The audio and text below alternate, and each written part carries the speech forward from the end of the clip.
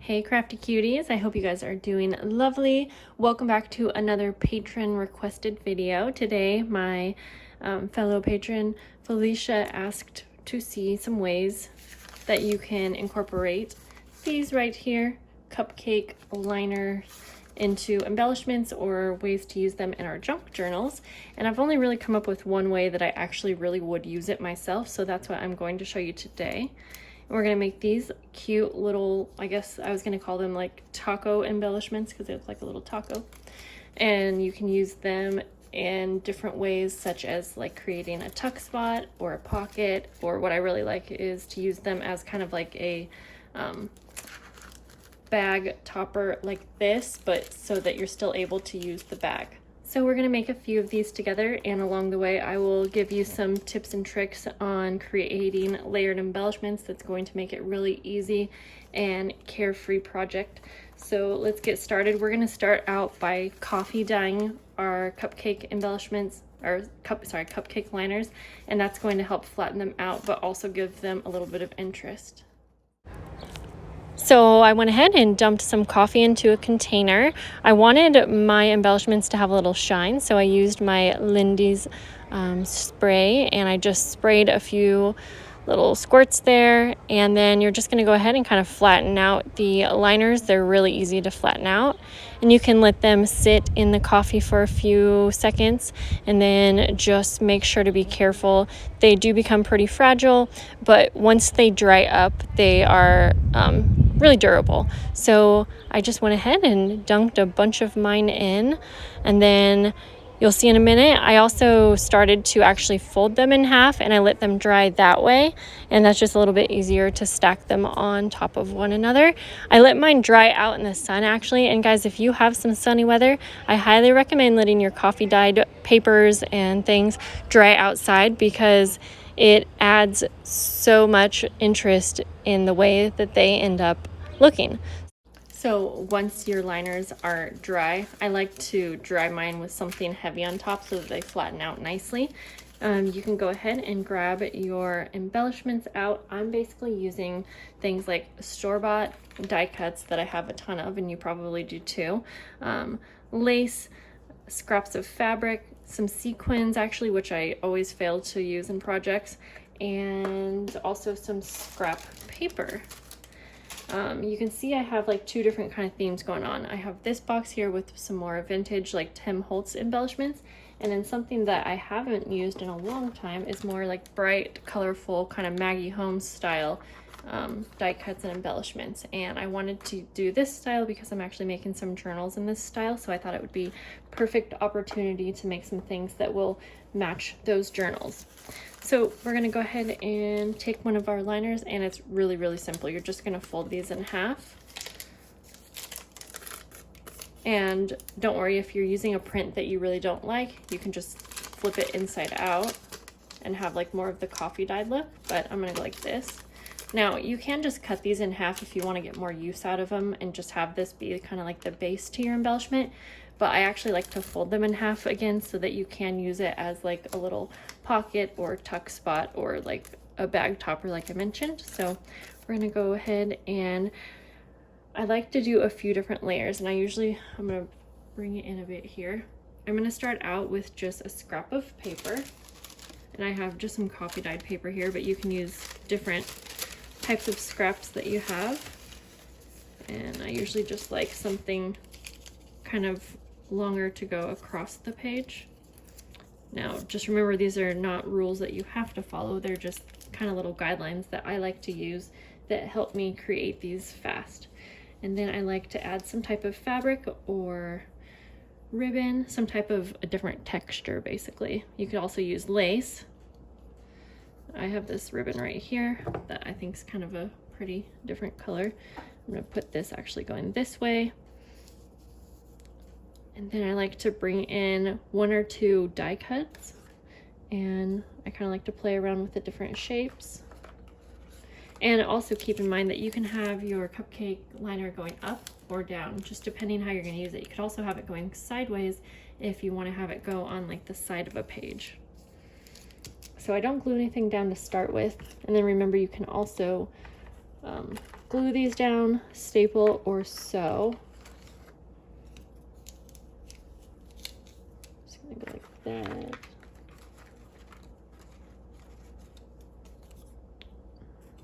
So I usually like to use up kind of like 2 different die cuts, just kind of whatever works. And then maybe like a word or a shape just to also kind of change it up. And then on top of that, I always like to use a little bit of thread behind, and I'm going to use some gold thread that I finally found. Although, you know what, I already have gold, so maybe we'll skip that. And instead, I'll use some cheesecloth. Normally I like to add like some kind of thread behind, as you can see right here, but since I already have a piece of gold die cut behind there, I'm just gonna use this right here, just a little piece of cheesecloth. And you can use whatever you have. You do not have to use these same items. You really can't mess this up. At the end, I'll show you a way that I like to use it in my own journal, or yeah, I'll show you an example. So I'm just going to take that apart so I have just one piece, and I'll just kind of figure out where I like it best. I feel like that gold's a little blinding, so I'm actually going to kind of cover it like that, but I still like it. And then I'm thinking of adding some type of a die cut here. Okay, this is like a vellum butterfly. And I think I will go ahead and I have kind of a lot going on over on that side. So before we get too far, I'm gonna go ahead and staple this together. If I can find my staple, here we go. And these definitely look great if you do want to use your sewing machine. I just don't want to pull it out right now. Just kind of make sure you have everything placed how you like it. And then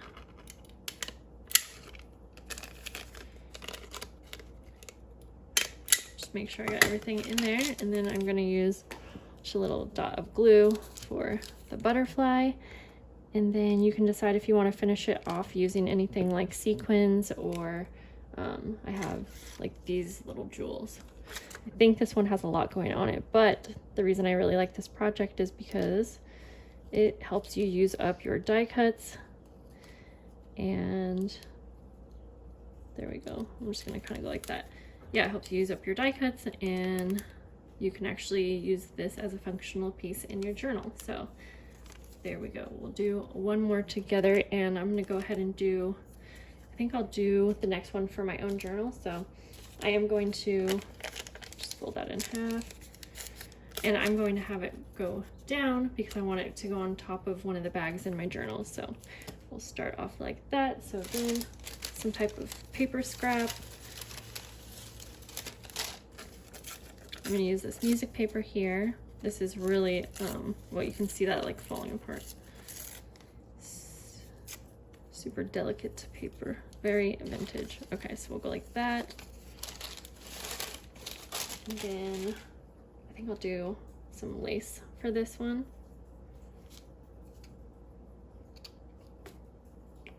I'll just set that there for now.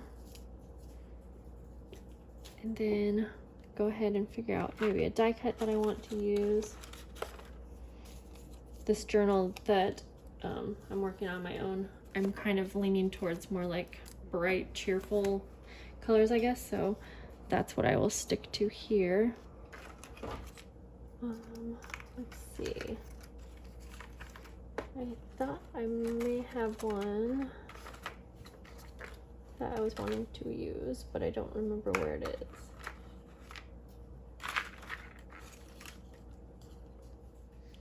Okay, so I have this pretty floral that I've been holding on to for a while. It is pretty large. Or you are here. I think I'm gonna just go with this one. So, okay, we'll go like that. And then for this one, there's already a lot going on since this is so big. So I think I'm just gonna use some gold thread behind it. I'm just gonna wind that around my hand like so.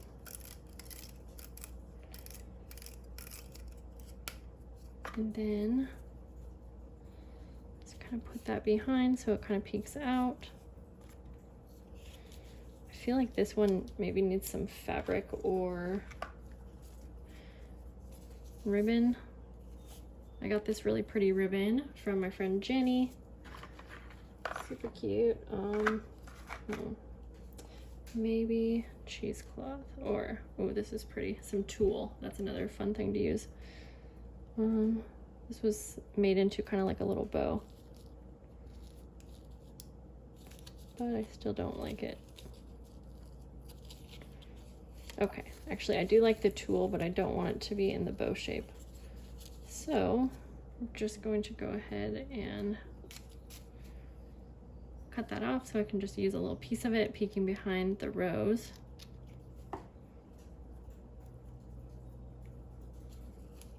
Okay. Now I need to go ahead and, this one would probably be better to be sewn on because there's a really big piece here, but I'm gonna go ahead and staple it right there. Just do one right.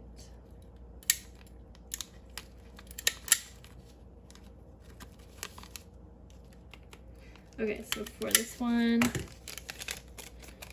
I'm just going to go ahead and add a couple sequins, and I'm going to go for a greenish color. No, I think we'll just do a few blue. So I'm going to go ahead and just glue these down. And this Dollar Tree glue that I have has been working perfect for sequins. So just go ahead and glue 3 little dots down. I'm also going to add a little bit behind here, and then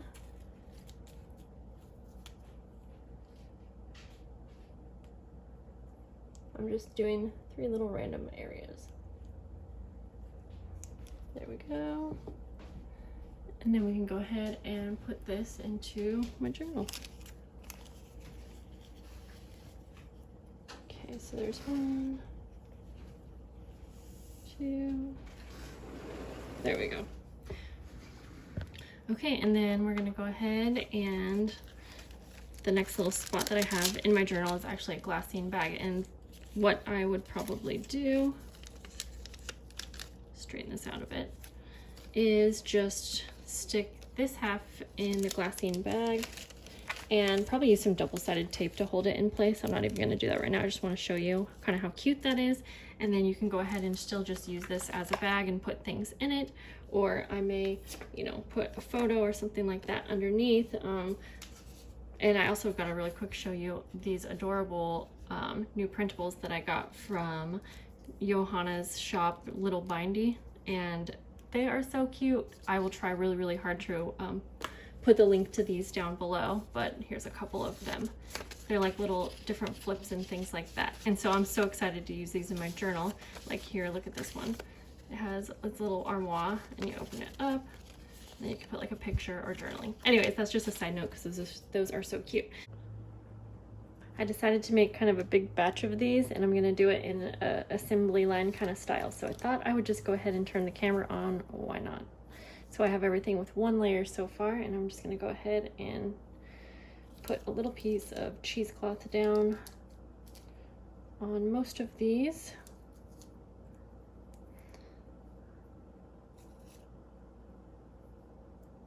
Let's see here. For this one, I'm going to do a little piece of ribbon. I just feel like it needs something more like that. And we'll do like that. So for the next part, let's go ahead and put some die cuts down.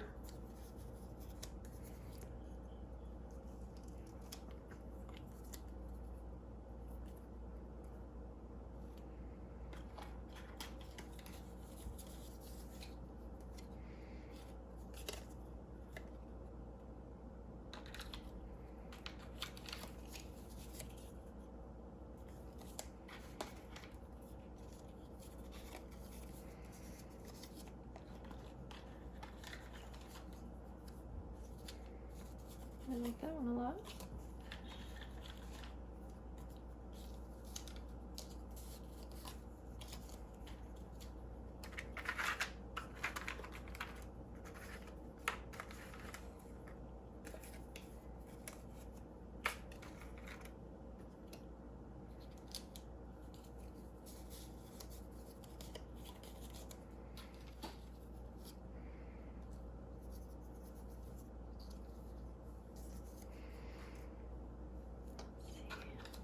Now I think I'm gonna go ahead and put down a second die cut on most of these.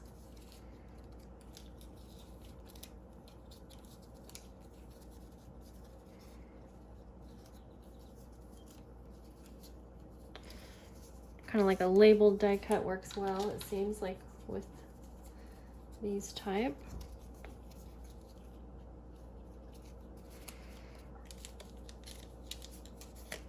And don't worry about it being too perfect quite yet, because we can go ahead and fix little imperfections and make everything look great at the end.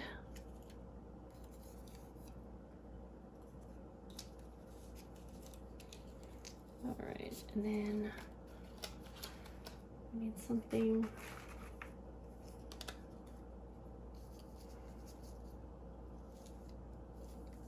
like that, and then we need one for this one right here. This is like a see-through die cut, like a one of these. So kind of go like that. I think we got that. Okay, for most of these, I think I'm just gonna go ahead and add a little bit of gold thread, and then we can go one by one and start assembling them. So I'm just gonna put the gold thread right on top, so it will just be there. Then we can finish them off with sequins. I just realized I kind of wanted to make a few more because I didn't really use any of my vintage or Tim Holtz die cuts when I was showing the tutorial, so I thought, why not? And I'm running out of gold thread, so I'm gonna be right back after I add a little thread pile to each of these. Now I'm just gonna take these one by one and kind of finalize where I want everything to be placed, since I just kind of like set it down. However, sometimes that ends up looking really good, but you just want everything to be ready for your staple or your glue. So I'm just gonna wind up my thread a little bit better, put it behind.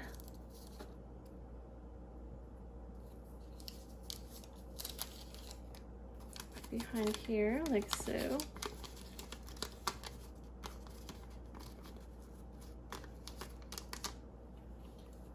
And I feel like this one actually needs even a little bit something more, but we'll come back. And like I said, we can finalize with sequins or like whatever you think it needs, really. So there's that one. So I'm just gonna go through and do that same thing to all of these. And I'll be right back.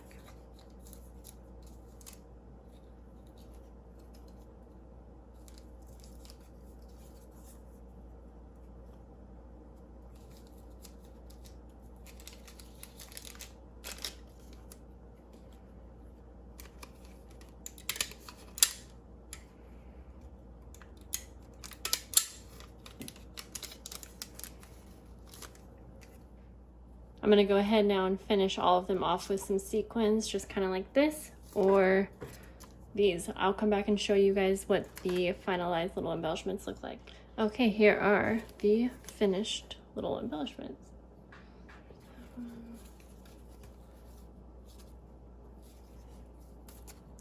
You can see I did some of them up and down, and then some of them for a side page. I really like this embellishment set from Tim Holtz called Field Study. I like that one's a little bit different.